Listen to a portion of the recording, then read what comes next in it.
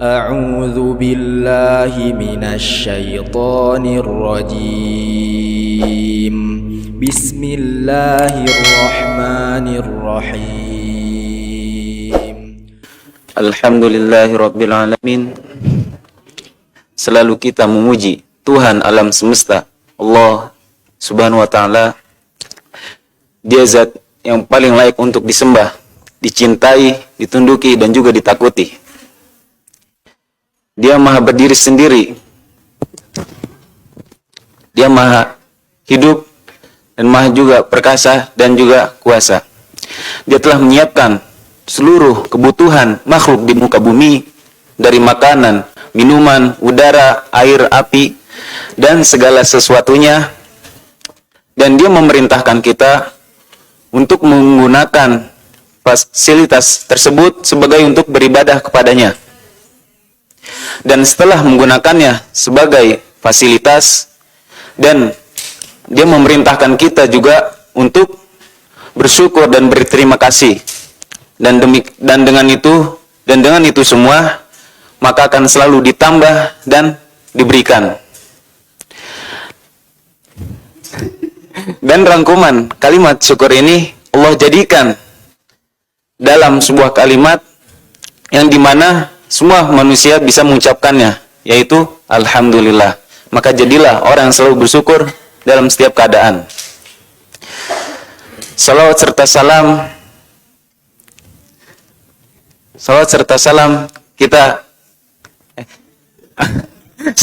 salam semoga selalu curah limpahkan pada Nabi besar Muhammad sallallahu alaihi wasallam. Dan sebelum kita masuk materi, kita mari mengucapkan barakallahu fiik pada salah satu saudari kita yang telah menyelesaikan hafalannya. Masya Allah. Barakallah lain Masya Allah ini mah. Ya, semoga Allah lancarkan hafalannya, semoga diberkahi hafalannya, dan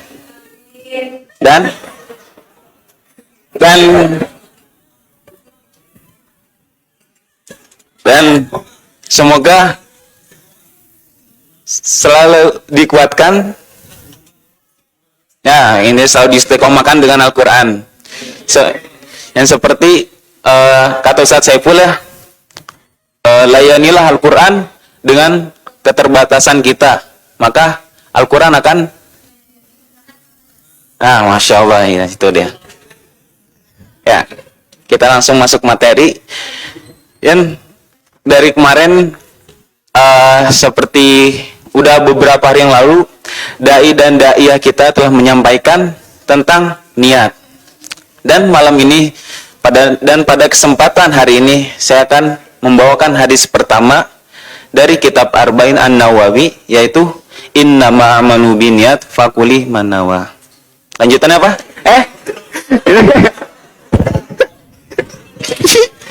Innama amalu binniyat. Terus ya itu. Ya, jadi pada kesempatan malam ini saya akan membawakan fawaid min hadil hadis, atau faidah dari hadis ini yang sebenarnya ada 5, tapi pada kesempatan malam ini saya akan membawakannya 3. Yang pertama, hadis ini merupakan hadis yang padanya ini inti ajaran Islam itu bersandar. Kenapa bisa begitu? Karena niat itu merupakan ummadatul a'mal. Bukan seperti itu, Adit? Umdatul a'mal. Tiang dari amalan-amalan kita. Kalau pengen amalan kita dinilai berpahala oleh Allah Subhanahu wa taala, maka niatkan setiap amalan kita hanya untuk Allah dan juga Rasul-Nya. Sama seperti halnya kita sedang menuntut ilmu. Seperti halnya kita menuntut ilmu. Dan salah satu ciri ilmu kita bermanfaat itu adalah dari salah satu bentuk keikhlasan kita. Dan salah satu ciri bermanfaatnya ilmu kita juga adalah bermanfaat atau tidaknya ilmu kita tersebut. Dan mari kita niatkan ya buat teman-teman juga yang kadang niat itu sebenarnya berubah dalam setiap saat. Dari hari ke hari pasti berubah niat. Jadi itulah pentingnya niat. Kenapa? Niat itu ada di awal di dalam hadis kitab Arba'in An-Nawawi. Karena niat itu penting pisannya. Ya, jadi bagi teman-teman yang belum memantapkan niatnya ketika datang ke pondok ini, maka belum terlambat bagi teman-teman untuk memperbarui niatnya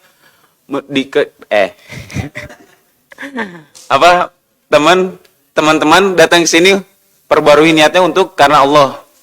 Karena yang seperti tadi yang di awal, ketika kita meniatkan segala sesuatu karena Allah, maka apapun yang kita perbuat akan bernilai di hadapan Allah.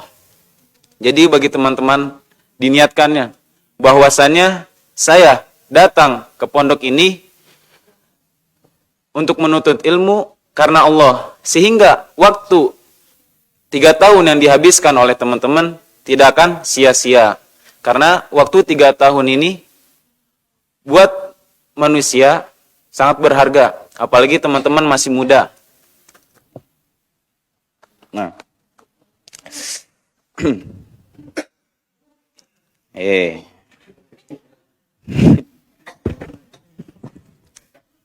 dan lanjut ke bagian 2. Wajibnya membedakan antara ibadah yang satu dengan kedua atau dengan ibadah yang lainnya. Ya, paham? Jadi yang dimaksud yang kedua ini adalah seperti halnya ketika kita ingin melaksanakan sholat sunnah. Dan sholat sunnah itu kan banyak. Jadi tergantung niatnya. Jadi ada macam-macam sholat sunnah dari sholat badiah, qobliyah. Dan itu kita bisa membedakannya dari badiah dan qobliyah itu. Paham? Paham. Dan yang terakhir, yang nggak kalah pentingnya, sekali lagi, ketika kita mempelajari hadis tentang niat ini, kita diajari oleh Rasulullah SAW agar kita selalu bersikap ikhlas kepada Allah Subhanahu Wa Taala. Dan tentu kita pernah sering mendengar firman Allah yang berbunyi, A'udzubillahi minasyaitonirrajim. Lillahi ma fis samawati wal ard wa in tubdu ma fi anfusikum wa anfusikum. Terus memberi kesempatan kepada teman-teman, ayo, apalagi ya seperti itu ya. Awalnya setelah mendengar ayat itu tidak setuju ya, dan berkata, ya Rasulullah, kok bisa amalan di hati kita ikut dihisab, sedangkan untuk melakukan amalan yang terlihat begitu sulit, kenapa amalan yang di hati kita seperti dengki, ria dan lain-lain ikut dihisab juga? Ya begitulah Islam. Jadi harus adil, dan ini yang membedakan kita dengan umat-umat terdahulu. Jadi orang-orang Yahudi dulu ketika diperintahkan oleh Allah Subhanahu Wa Taala dan juga Rasul-Rasulnya, mereka langsung menolak. Mereka berbuat kafir ketika mereka disuruh taubat. Dia menolak padahal banyak nikmat Allah yang telah didatangkan kepada mereka, tapi mereka tidak mau bertobat, bahkan sampai kurang lebih 18 mukjizat telah Allah tampakkan. Dan pada hari itu tetap Bani Israel ini tidak mau bertobat, malah kembali dalam kekafiran. Dan pada saat juga ketika tentara Fir'aun mengejar Bani Israel itu dan telah diselamatkan dari kejaran tentara Fir'aun dan menyeberangi Lautan Merah dan melewati suatu kaum, dia melihat berhala dan dia minta kepada Nabi Musa untuk membuatkan berhala. Dan tidak ada rasa syukurnya gitu, udah diselamatin malah minta berhala gitu. Nah, itu kurangannya. Dan ketika mereka tersesat selama 40 tahun, Allah Subhanahu wa taala menganugerahkan pada mereka mana wasalwa. Tapi apa yang mereka bilang? Lan nasbiru ala tu'ami wahidin. Kami bosan dengan satu jenis makanan. Padahal mana wasalwa ini adalah makanan dari surga. Tapi mereka dengan mudahnya berkata, saya bosan sama makanan ini gitu. Tapi bayangin, apa yang mereka minta? Basreng yang diminta. Enggak, kita. Enggak, pokoknya dia yang Bani Israel minta itu. yang mereka minta itu pada Nabi Musa adalah seluruh tumbuhan di muka bumi. Mereka minta, tapi mereka menolak ketika mereka meminta tumbuhan.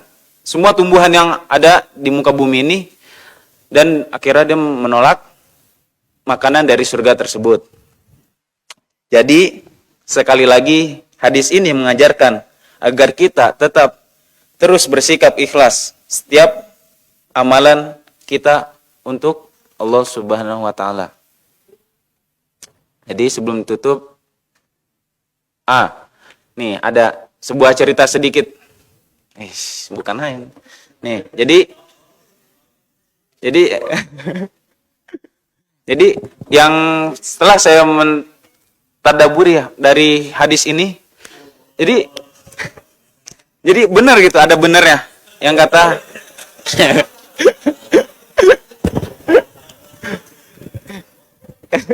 jadi yang kata lanjutannya apa ya, hadis famangkana hijratuhu lillahi wa rasulihi. Ya pokoknya gitu ya. Nah, jadi cerita sedikit pengalaman saya. Ketika dulu saya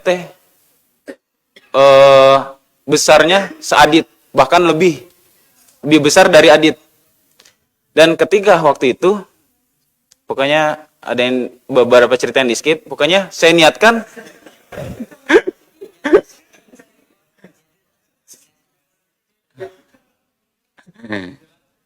ya, pokoknya singkat cerita, akhirnya saya memperbarui niat lagi untuk beli baju. Dan saya niatkan, dan itu niat saya salah. Saya niatkan itu bukan karena Allah gitu niatnya, tapi melainkan karena dunia gitu. Kira saya berniat untuk biar beli baju gampang gitu, nyari size gampang dan sebagainya. Dan qadarullah ternyata benar gitu. Ketika emang kita bersungguh-sungguh gitu, cuma niat kita sekedar mengejar dunia, pasti dikasih gitu. Tapi nggak bernilai di hadapan Allah. Ya mungkin cerita singkat itu yang bisa saya sampaikan. Karena tidak baik cerita. Jangan. Ya. Kurang lebihnya mohon maaf. Billahi taufiq wal hidayah. Assalamualaikum warahmatullahi wabarakatuh.